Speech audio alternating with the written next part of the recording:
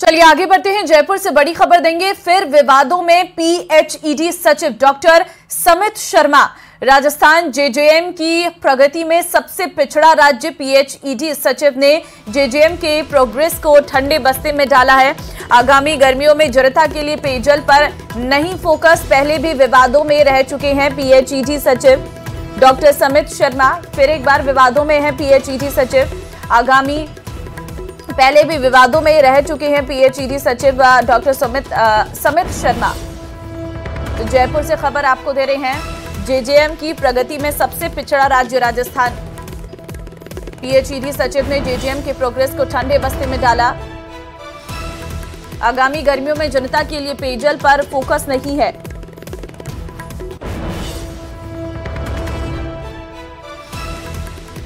तो बार बार विवादों में जो है पीएचईडी सचिव डॉक्टर समित शर्मा आते हैं और एक बार फिर से उन पर आरोप लग रहा है कि जेजेएम के प्रोग्रेस को उन्होंने ठंडे बस्ते में डाल दिया।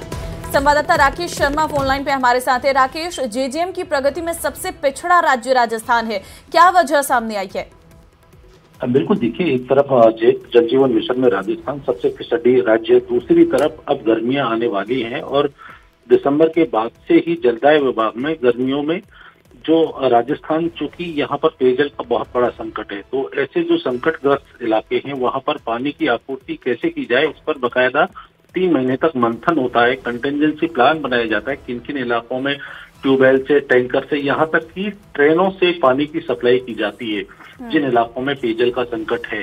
साथ ही जो ट्यूबवेल करने हैं या पानी पहुंचाने की व्यवस्थाओं पर चर्चा की जाती है, लेकिन जलदाय विभाग में आज तक जो है कंटिजेंसी प्लान पर कोई चर्चा नहीं हो पाई है। डॉक्टर समित शर्मा ने अब जो है एक नई पाठशाला गुड गवर्नेंस की शुरू की है, जिसमें साफ सफाई का कार्य किया जा रहा है। दूसरी तरफ जो मंत्री हैं सरकार के, चूंकि लोकसभा चुनाव आने वाले हैं, लोगों को, सरकार को जवाब देना है और पानी की व्यवस्था नियमित बनी रहे, इसके लिए मंत्री खुद ताबड़तोड़ बैठक रहे हैं। आज डिप्टी सीएम के साथ बैठक है और वहां पर अधिकारियों को बुलाया है। नागौर में 2 मंत्रियों के साथ और सभी अधिकारियों के साथ बैठक है, वहां पर विभागीय अधिकारियों को बुलाया गया है।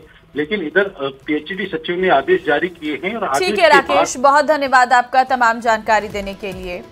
भरतपुर से बड़ी खबर आपको देंगे। आज जाट समाज की महापंचायत, जाट समाज की आज महापंचायत होगी। जयचौली गांव और भरतपुर में होगी महापंचायत। महापंचायत में बड़ा फैसला ले सकता है जाट समाज। महापड़ाव को लेकर फैसला ले सकता है जाट समाज। पिछले 17 दिनों से जारी है जाट समाज का महापड़ाव। जानकारी इस वक्त आपको दे रहे हैं। महापड़ाव को लेकर फैसला ले सकता है जाट समाज, ये जानकारी सामने आ रही है। आज जाट समाज की महापंचायत है। महापंचायत में कोई बड़ा फैसला लिया जा सकता है। दरअसल लगातार जयचौली गांव और भरतपुर में ये महापंचायत हो रही है। पिछले 17 दिन हो चुके हैं। जाट समाज का महापड़ाव लगातार जारी है।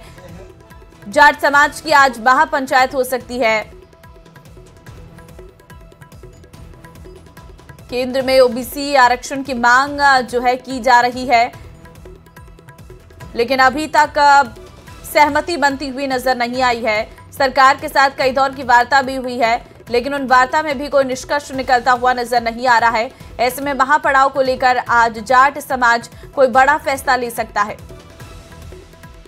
संवाददाता दीपक फोन लाइन पे हमारे साथ है। दीपक, जाट समाज की आज महापंचायत बताई जा रही है, क्या लग रहा है आगे क्या कड़ा रुख हो सकता है जाट समाज का? देखिए, आज जाट समाज की 2 जगह बड़ी महापंचायत बुलाई गई है। जयचौली गांव में महापंचायत है और साथ ही भरतपुर भी महापंचायत है। एक जगह बताया जा रहा है कि पूर्व मंत्री विश्वेंद्र सिंह सभा को संबोधित करेंगे। दूसरी जगह आरक्षण संघर्ष समिति के जो संयोजक है नेम सिंह फौजदार, वो रहेंगे। तो इसमें कितने लोग पहुंचते हैं और आज क्या रणनीति बदलती है, ये देखने वाली बात होगी, क्योंकि 17 जनवरी से ये जो महापड़ाव है वो लगातार चल रहा है और इस दौरान 2 बार की सरकार के साथ में वार्ता हुई है, लेकिन अभी तक कोई संघर्ष जो है वो नहीं निकल पाया है और ऐसे में लगातार जाट समाज के लोग महापड़ाव डाले हुए हैं। और आज 3 तारीख को धौलपुर और भरतपुर के। ठीक है दीपक, बहुत धन्यवाद आपका तमाम जानकारी देने के लिए। जयपुर से बड़ी खबर आपको देंगे। 10 आरएएस अधिकारियों के तबादले, 5 आरएएस अधिकारियों को किया गया एपीओ और कार्मिक विभाग ने जारी किया आदेश। 10 आरएएस अधिकारियों के तबादले। आरएएस जसवंत सिंह को लगाया संयुक्त सचिव, मुख्यमंत्री राजस्थान। आरएएस विवेक कुमार को लगाया संयुक्त सचिव, मुख्यमंत्री राजस्थान।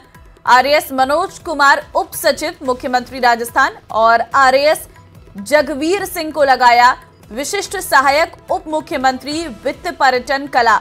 आरएएस उम्मेद सिंह विशिष्ट सहायक मंत्री उद्योग एवं वाणिज्य।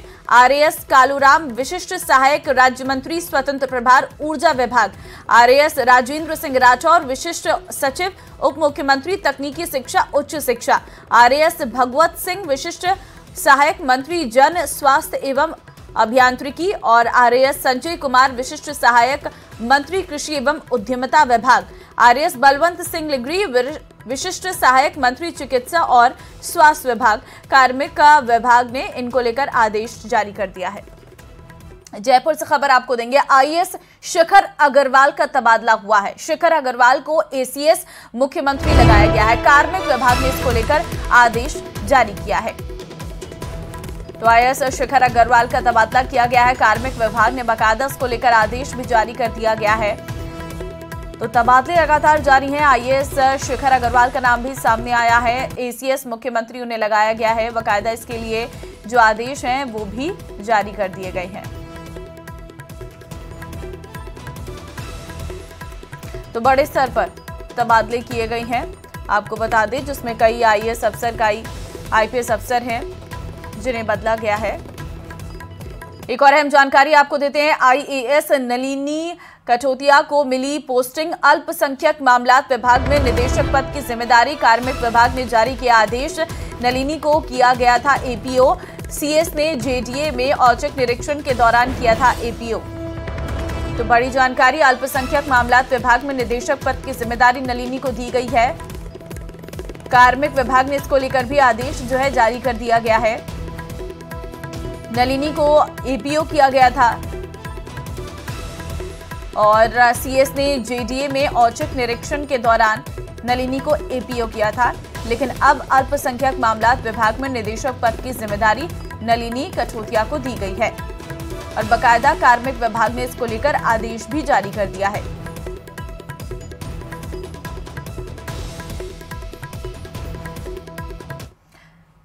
शिक्षा मंत्री मदन दिलावर जोधपुर के दौरे पर रहे, जहां मीडिया से बात करते हुए उन्होंने कई मुद्दों पर अपनी बात रखी। इस दौरान उन्होंने स्कूल में ड्रेस कोड से लेकर हिजाब पर भी बयान दिया। सुनिए।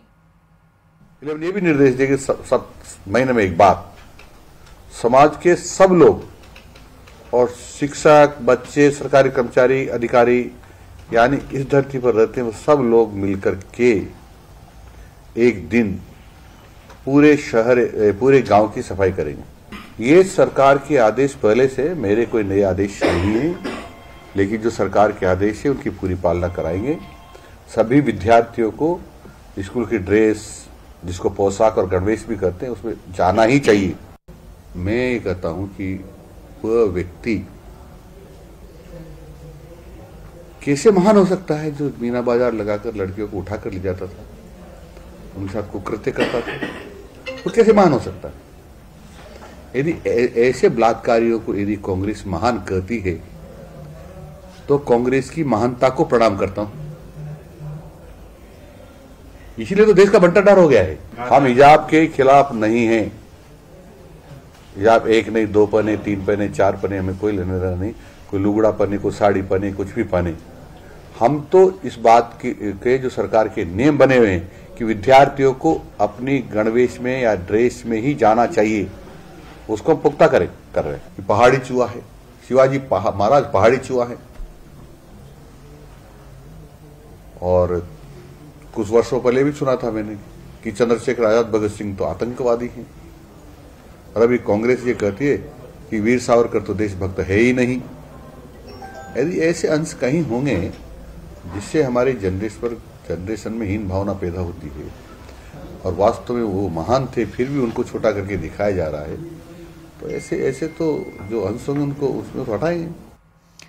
जयपुर से बड़ी खबर आपको देंगे। पूर्व CM Ashok Gehlot corona positive. Corona और स्वाइन फ्लू की चपेट में अशोक गहलोत आए हैं। अशोक गहलोत ने एक्स पोस्ट पर यह जानकारी दी। पिछले कुछ दिनों से बुखार होने के कारण डॉक्टर्स की सलाह पर जांच करवाई, जिसमें कोविड और स्वाइन फ्लू की पुष्टि हुई है। इस कारण अगले 7 दिन तक मुलाकात नहीं कर सकूंगा, ये उन्होंने पोस्ट के जरिए कहा है। इस बदलते मौसम में आप सब भी अपना स्वास्थ्य का ध्यान रखें। तो ये पोस्ट एक्स पर किया गया है। पूर्व CM Ashok Gehlot corona positive हुए हैं और ये जो पोस्ट है उनके द्वारा किया गया एक्स पर, जिसमें उन्होंने लिखा है कि पिछले कुछ दिनों से बुखार होने के कारण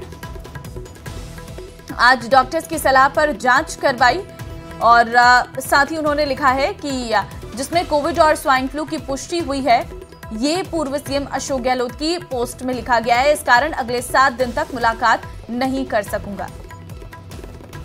इस बदलते मौसम में आप सब भी अपने स्वास्थ्य का ध्यान रखें। आगे बढ़ते हैं। भजनलाल सरकार बजरी माफियाओं पर सख्त हो गई है। खनन विभाग ने विशेष अभियान चलाया हुआ है, जिससे बजरी माफियाओं में हड़कंप मचा हुआ है। हालांकि अवैध खनन पर कार्रवाई का वादा बीजेपी ने चुनाव से पहले भी किया था, जिसे अब पूरा किया जा रहा है। देखिए इस पर यह रिपोर्ट।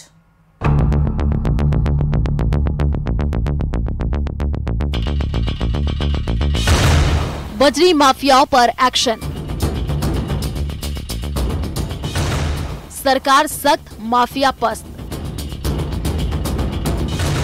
अवैध खनन पर सबसे बड़ी कार्रवाई।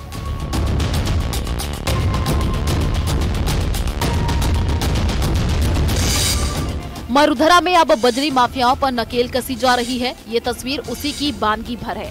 खनन विभाग ने बजरी माफियाओं की कमर तोड़ने के लिए विशेष अभियान चलाया है।